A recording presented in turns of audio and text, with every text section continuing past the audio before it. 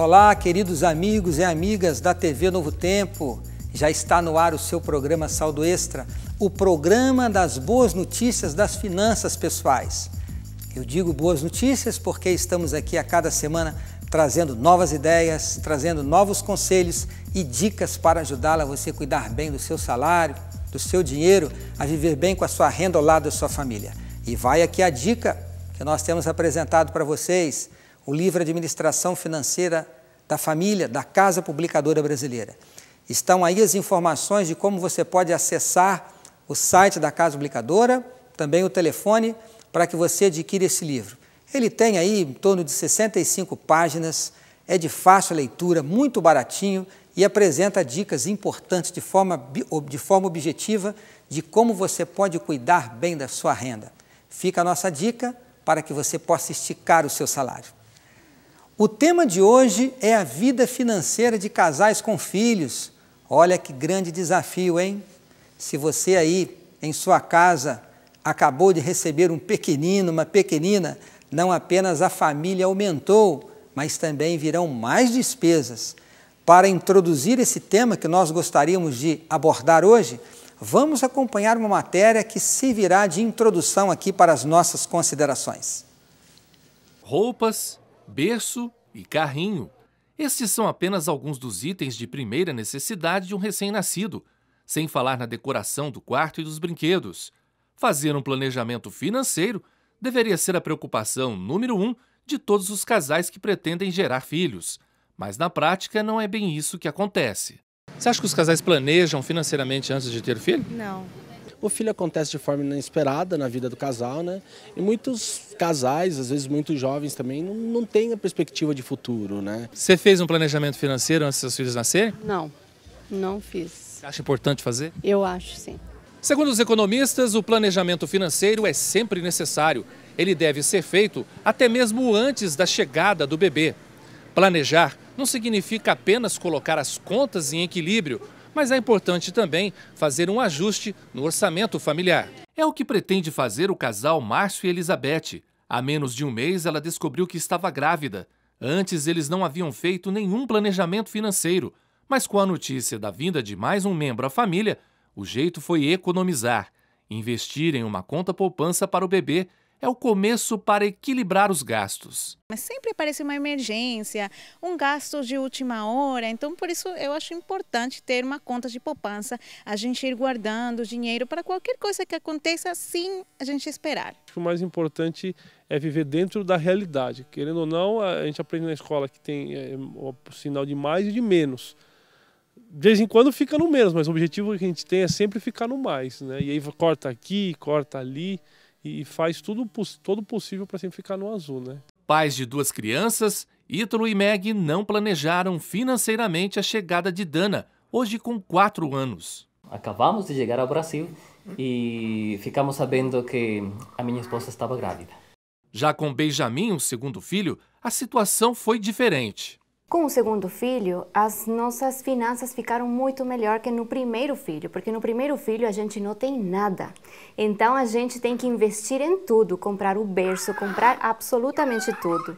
Já com o segundo filho, ele já foi ganhando as coisas da irmãzinha. O maior gasto são as fraldas, a roupa, que eles vão perdendo muito rápido a roupa. Muitas roupas são mais caras das crianças que da gente mesmo. Ao contrário da maioria dos casais, Cleiton e Patrícia planejaram tudo com antecedência, até mesmo antes da gravidez. A gente planejou ter o nosso nenê 1 ano e meio antes da gente tentar engravidar, porque a gente sabe que tem gastos e mesmo planejando nós tivemos gastos extras. E é uma coisa para o resto da vida, né? Aí não é assim, hoje eu quero, amanhã eu não quero. É o bebê, o nosso filho é para o resto da vida. Enxoval, quarto do bebê e até despesas inesperadas já foram calculadas pelo casal. Grávida de 7 meses, os gastos já somam aproximadamente R$4.000, dinheiro que, segundo eles, está sendo investido de forma planejada. Hoje em dia a gente percebe que a educação está precária na parte pública, então a gente precisa realmente ter um resguardo, ter um investimento. Pais de primeira viagem, o casal espera com esta atitude não ter nenhuma surpresa desagradável até a chegada da criança. As contas que nós tínhamos, a gente fez tudo que tem coisa parcelada até ela nascer. Depois que ela nasce, a gente está planejando não ter nenhuma conta, porque a gente não sabe se pode acontecer algum imprevisto ou não. E como é o nosso primeiro filho, então, mesmo planejando, a gente já teve gastos extras que a gente não estava contando, né? Anote agora algumas dicas de planejamento que podem fazer a diferença antes da chegada do bebê. Planejar com antecedência antes da gravidez, fazer cortes no orçamento doméstico, reservas mensais de 15% a 20% referentes à renda do casal, como, por exemplo, guardar R$ 250 por mês durante todo o período de gestação, significa poupar R$ 2.250. Dinheiro que pode ajudar a dar boas-vindas para quem ainda não aprendeu a gastar. Está aí, amigos. Como vimos nessa matéria, a chegada dos filhos é a fase da vida em que o planejamento financeiro se torna mais ainda imprescindível. Se nada a respeito disso vinha sendo feito até então, esse é o momento de iniciar, mesmo que seja um pouco tarde, para atingir sonhos mais ambiciosos. É preciso manter sempre em mente a necessidade de equilíbrio entre os gastos com o bem-estar e a capacidade de manter esse bem-estar no futuro. O planejamento para receber os filhos deve começar muito antes da gravidez. Casais que não cuidaram antecipadamente com o aumento das despesas, com a formação e educação dos filhos, sentirão lá na frente uma pressão muito forte sobre o orçamento familiar, além do fato que a qualidade na educação dos filhos pode ficar tremendamente comprometida. É preciso haver uma conjugação entre quantidade de filhos e o bem-estar de todos os membros da família, combinado, claro, com a qualidade na educação. Muitas crises na meia-idade surgem porque não foi buscado este equilíbrio. Muitas vezes é o dinheiro que está diretamente relacionado aos conflitos dessa fase da vida. Existem dois caminhos opostos que podem criar medos e conflitos da mesma natureza. Primeiro deles, casais que passam o tempo gastando tudo que ganham e assumem padrões de vida acima do ideal. Percebem na meia-idade o grande erro que cometeram. Com um padrão de vida que consome toda ou quase toda a renda, não há perspectivas de formar uma boa poupança daí em diante. E quando o casal começa a abrir mão de propriedades e bens para criar reservas, com isso, o que vai acontecer? O padrão de vida vai cair. A segunda situação é aquela de casais excessivamente preocupados com o futuro, que poupam tudo o que podem para a aposentadoria. Percebem então nessa fase que uma vida mal vivida faz com que a saúde para curtir a aposentadoria não seja esperada. Aquela palavrinha feia chamada mesquinharia, ela tira o pique para viver momentos de prazer. Portanto, nem 8, nem 80. O desafio é encontrar ao longo do tempo o meio termo, o nível de poupança ideal, que viabilize uma vida saudável e bem vivida, tanto na fase produtiva quanto no futuro, quando vier a aposentadoria. Daí a importância não só de formar reservas para os gastos com a educação dos filhos, mas também de investir em recreação, em momentos a dois com o casal, na convivência com os amigos. Saibam investir corretamente na família e nas relações interpessoais, e o seu futuro vai agradecer. A vinda do primeiro filho traz mudanças à vida do casal tão ou mais significativas do que o casamento. O lar recebe uma pessoa a mais para alimentar, para vestir, para abrigar. Os gastos com supermercados sobem drasticamente, agora incluindo fraldas, produtos de higiene, alimentos especiais, aumentam as despesas com vestuário, renovado com uma frequência impressionante, sem contar os equipamentos de segurança, como carrinho de bebê e cadeirinha para o carro. É preciso acrescentar um novo plano de saúde ao orçamento, e para os pais que trabalham, há também a necessidade de contratação de uma babá. Nem sempre os avós, tios e outros parentes estão disponíveis para ajudar. Agora, uma gravidez planejada deve levar em consideração a conquista de algumas metas profissionais. Certamente o casal terá maiores dificuldades de organizar seu orçamento se surgir uma gravidez enquanto um dos dois estiver na faculdade ou cursando uma pós-graduação. Felizmente, a sociedade aprendeu a reconhecer o diferencial das qualidades femininas nas diversas atividades profissionais. A maternidade tende a não ser mais vista como empecilho à contratação de mulheres para cargos de gestão. Uma das maiores preocupações dos pais agora em relação aos filhos é conseguir proporcionar-lhes um futuro seguro e tranquilo. O melhor caminho para atingir este objetivo é garantir-lhes uma boa formação de caráter, intelectual e física. E um dos maiores presentes que uma família pode dar a seus filhos é a garantia financeira de poder estudar ou abrir o próprio negócio. E eu, para encerrar aqui o primeiro bloco do programa de hoje, eu quero deixar uma pergunta para você ir pensando. Que tal formar uma poupança para garantir a faculdade de seu filho? Olha, no segundo bloco nós vamos mostrar os efeitos de você iniciar uma poupança hoje, quais os benefícios que isso vai trazer para a vida de seu filho. E vamos também falar aqui de mais algumas dicas que vão ajudá-los na educação dos seus filhos pequenos, ok? O nosso intervalo, você já sabe, é bem rápido e já já estamos de volta.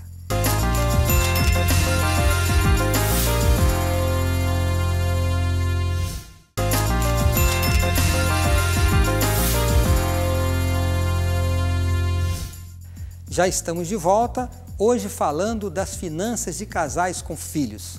Antes de continuar esse tema, eu quero convidá-la a você nos seguir através das redes sociais, no Twitter, no Facebook e, é claro, você nos acompanhar também no nosso blog, novotempo.com/saldoextra. Além de você ali poder assistir os nossos programas, deixe ali as suas dúvidas, alguma dica, as suas observações e nós queremos ouvi-lo para poder trabalhar cada vez melhor para ajudá-la a cuidar bem da sua renda e do seu salário. Eu terminei aqui o primeiro bloco e deixei uma pergunta para você pensar. Que tal formar uma poupança para garantir a faculdade de seu filho? Uma boa faculdade custa centenas de reais por mês, mas se os pais resolverem investir apenas R$50 todos os meses, começando na data do nascimento do filho, e obtiverem um rendimento líquido aí, vamos colocar na faixa de 10% ao ano para facilitar aqui a nossa matemática, haverá cerca de R$30 mil na poupança do filho quando ele completar 18 anos de idade, o suficiente para garantir os primeiros anos de faculdade. E se a partir dos 18 anos mais nenhuma contribuição for feita e o dinheiro não for retirado e continuar crescendo na mesma proporção, serão acumulados nada mais, nada menos do que R$600 mil, mais de 600 mil, até que o filho complete 50 anos de idade. Esse é o efeito dos juros compostos. Nós precisamos começar a pensar no futuro de uma forma equilibrada e está aí uma boa dica, preparar o caminho para a faculdade dos filhos. É preciso ter sempre em mente que os gastos com os filhos tendem a crescer ano a ano até chegar à faculdade. Há um pequeno aumento de gastos quando eles passam a frequentar as chamadas escolinhas, com a demanda de materiais de arte e educação para uso da escola e também usar em casa. Mais tarde, há outro salto quando começa a alfabetização, com demanda maior de livros, revistas e jogos. Nesta fase, aumenta também a sociabilização da criança e começam as demandas de atividades de lazer paralelos à escola. E na adolescência, vêm as conhecidas manias e os hobbies dos adolescentes, né? Roupas de moda, roupas de marca, pequenas viagens e, é claro, saída com os amigos. Os gastos são inevitáveis, mas grande parte deles é motivada mais pelos pais que pelos filhos. O importante é investir nos filhos de forma racional e organizada, seguindo alguns princípios que eles também conheçam e entendam. Algumas dicas são valiosas para orientar o uso da renda da família. Em relação aos filhos, é claro. Primeira delas, jamais apresentem as gulodices do mundo a seus filhos. Ajudem seus filhos a serem temperantes desde pequeno, a entenderem que alimentação, que cuidar da saúde é muito importante. Os pais não apenas devem ensinar falando, explicando, orientando, mas principalmente eduquem na educação da saúde pelo exemplo. Lembrem-se disso. O exemplo dos pais vai estabelecer atitudes, procedimentos e costumes nas vidas dos filhos no cuidado da saúde. Outro aspecto, estabeleçam regras de consumo de produtos caros e pouco saudáveis. O que queremos dizer com isso? Não permitam que os seus filhos se tornem consumistas. Querer aquilo que é da moda, querer aquilo que é de marca. Ensine os seus filhos a racionalizarem sobre aquilo que é útil, aquilo que é construtivo e aquilo que é saudável. Outro ponto, estabeleçam regras de compra para as crianças. É isto mesmo, elas devem entender que o consumo que elas fazem no dia a dia influencia no consumo total da família. Portanto, elas devem participar e devem conhecer as regras e devem praticá-las e, com isso, serão disciplinadas. Outro ponto que envolve muito as crianças, não abusar das novidades tecnológicas. É um videogame novo, é um celular novo, é uma nova tecnologia e os nossos jovens são tentados a usar tudo aquilo que aparece no mercado. A melhor ferramenta para fazer os filhos entenderem o que deve e o que não deve ser usado é o diálogo. Tire tempo, pais, para conversar com seus filhos. Um outro aspecto, supermercado não é um bom lugar para levar as crianças. Querem um exemplo disto? Vocês já perceberam aonde ficam nos mercados as guloseimas, os chocolates, as balas, os doces? Ou ficam na parte mais baixa da prateleira ou ficam próximas do caixa. Por quê? Para que as crianças possam pegar e colocar no carrinho, ou se estão lá perto do caixa, as crianças não ficam paradas, vai pegar ali alguma coisa e colocar no carrinho. E é desagradável dizer não para um filho na frente das pessoas. Por isso, se você quer levar os filhos ao mercado, eu quero recomendá-los a você fazer o que eu fiz com a minha filha. Dê para o seu filho uma pequena mesada. E quando ele for ao mercado fazer compras, que ele possa levar um pouquinho da mesada dele para comprar algo que ele tem interesse. A mesada trará muitos benefícios na educação financeira das crianças. O primeiro benefício é que as crianças vão aprender que dinheiro acaba. Se a mesada dela acaba, ela vai entender que o dinheiro do papai, a mesada do papai e da mamãe, que é o salário, também acaba. Segundo, as crianças vão desenvolver a habilidade de ficar dentro dos limites. Você dá uma mesada e diz ao seu filho, essa mesada é para gastar com isto, com isto e com isto. As outras coisas o papai e a mamãe vão pagar para você. E ele sabe que aquilo ali ele tem que administrar a mesada dele. Portanto, ele vai desenvolver a disciplina. E é claro, já que estamos falando desse assunto, dê para o seu filho também um cartãozinho de dízimo, para que ele comece a se relacionar com Deus também na questão das finanças pessoais. Envolva as crianças no planejamento e orçamento da família. Deixe-me falar melhor sobre o envolvimento dos filhos nas decisões financeiras da família. Se os filhos não participam, muitos deles não irão entender quando os pais dizem não para algo que eles querem. Os filhos não entendem quando, às vezes, os pais dizem para desligar o telefone, para sair do chuveiro, ou que está fazendo algo que não deve, que está trazendo despesa para a família. Note, se eles não conhecem os limites, se eles não participam das decisões, se eles não participam da formação do orçamento da família, como eles vão contribuir? Como eles vão entender? Imagine a seguinte situação. Um filho chega para o pai e diz, pai, eu preciso de um tênis novo. E o pai diz para ele, meu filho, agora não tenho dinheiro para comprar o seu tênis. Mas na outra semana, o filho chega em casa e vê o pai com o carro e os 4 pneus novos. O que o filho vai pensar? Que o carro é mais importante do que ele. Agora, se os filhos estão envolvidos nas finanças da família, se os filhos participam das decisões, se os filhos conhecem os limites, eles irão entender quando se vai comprar um vestuário, quando se vai comprar um tênis, quando se vai investir num veículo, trocar os pneus, que muitas vezes é uma ferramenta de trabalho para a família. A autoestima dos filhos não vai ficar para baixo quando for necessário dizer um não para algo que eles precisam. Falando em educação financeira envolvendo os filhos, existe um verso da Bíblia que nos leva a ter uma consciência perfeita daquilo que Deus espera de nós. E esse verso pode se referir a vários aspectos da vida dos nossos filhos. Esse verso foi dito pelo sábio Salomão, e eu gostaria de recordar com vocês ao terminar o programa de hoje.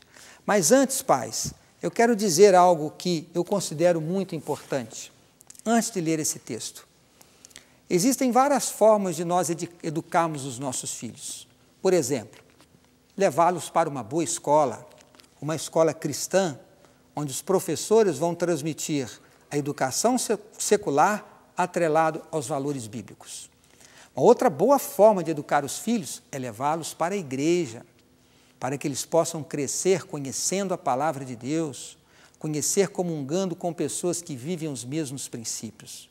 Outra boa maneira de você educar os filhos é praticar em casa o culto familiar, falar com eles sobre as coisas do dia a dia, ajudá-lo a fazer o dever de casa. Mas, pais, lembre-se de uma coisa: a melhor maneira de você educar os seus filhos é através do exemplo. Os filhos, eles temam em ser e fazer aquilo que os pais fazem.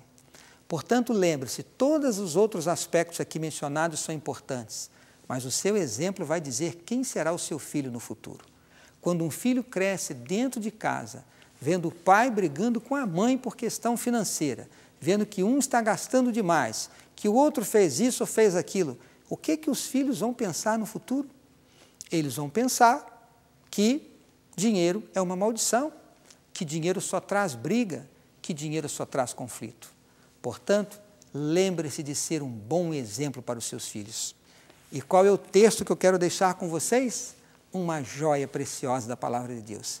Que texto lindo, que bela mensagem que nós encontramos nas palavras do sábio Salomão, no livro de Provérbios, no capítulo 22, no verso 6. E as palavras do sábio Salomão dizem assim: ensina a criança no caminho em que deve andar, e quando for velho, não se desviará dele. Eu recordo com alegria as palavras e as orientações que eu recebi do meu pai e recebi da minha mãe. Me permita contar algo pessoal para vocês. Quando eu era pequeno, eu sempre me mexia muito na cama. E eu me lembro que às vezes eu acordava de noite e quando eu virava para o lado, eu via a silhueta de minha mãe ajoelhada. Uma mão na minha cama, uma mão na cama do meu irmão. Ela passava ali noites orando por nós, cuidando da nossa vida em todos os aspectos. Minha mãe foi um grande exemplo para a minha vida.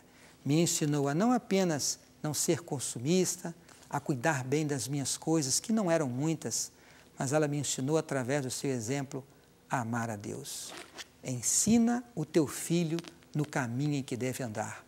Cumpra a tua responsabilidade como pai e como mãe, e Deus vai lhe dar o galardão que você merece, como bom exemplo que foi para os seus filhos. Que Deus lhe dê essa graça, queridos pais, de você conduzir os seus filhos nos caminhos do Senhor.